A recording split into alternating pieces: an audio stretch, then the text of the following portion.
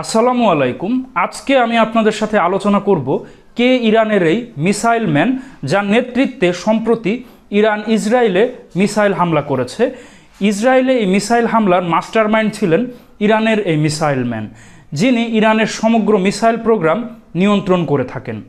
ইরানের এই missile man হলেন ব্রিগেডিয়ার জেনারেল আমির আলী হাজিজাদে, যিনি ইরানের বিপ্লবী গার্ড বাহিনীর অ্যারোস্পেস ফোর্স শাখার কমান্ডার। ইরানের অ্যারোস্পেস ফোর্স ইরানের যত দূরপাল্লার ব্যালিস্টিক ও ক্রুজ মিসাইল সেগুলো অপারেট এবং কন্ট্রোল করে থাকে, এবং এই অ্যারোস্পেস ফোর্স বাহিনীকে ইরানের মিসাইল ফোর্সও বলা হয়, যার বর্তমান কমান্ডার হলেন ব্রিগেডিয়ার জেনারেল আমির আলী হাজিজাদে, যিনি 2009 সাল থেকে এখন পর্যন্ত এই অ্যারোস্পেস ফোর্সের কমান্ডার হিসাবে দায়িত্ব পালন করছেন, এবং তার কমান্ডেই সম্প্রতি ইসরায়েলে মিসাইল হামলা করে ইরান। ব্রিগেডিয়ার জেনারেল আমির আলী হাজিজাদের জন্ম তেহরানে 28 ফেব্রুয়ারি 1962 সালে। তার বর্তমান বয়স প্রায় 62 বছর।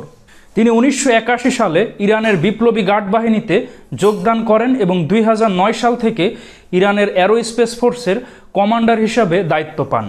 আমির আলী হাজিজাদে ইরানের সর্বোচ্চ ধর্মীয় নেতার খুবই আস্থাভাজন এবং ইরানের খুবই প্রভাবশালী একজন জেনারেল, এবং তার হাতেই রয়েছে ইরানের যত দূরপাল্লার ব্যালিস্টিক ও ক্রুজ মিসাইলের নিয়ন্ত্রণ। ইরানের মিসাইল ম্যান আমির আলী হাজিজাদের বেশ কিছু সফল মিসাইল অপারেশন রয়েছে, যেমন 2020 সালের 8 জানুয়ারি ইরাকে অবস্থিত আমেরিকার 2টি বিমান ঘাঁটিতে সফল মিসাইল হামলা করা, এবং সেই হামলায় আমেরিকার বিমান ঘাঁটির ব্যাপক ক্ষতি সাধন হয়, এবং সিরিয়া এবং ইরাকে অবস্থিত বেশ কিছু সন্ত্রাসী ঘাঁটিতে ইরানের সফল মিসাইল হামলা। 2024 সালের 13 এপ্রিল ইরান ইসরায়েলে প্রথমবারের মতো মিসাইল হামলা চালায়, এবং সর্বশেষ 1 অক্টোবর 2024 ইরান ইসরায়েলে ব্যাপক মাত্রায় দূরপাল্লার ব্যালিস্টিক মিসাইল হামলা চালায়।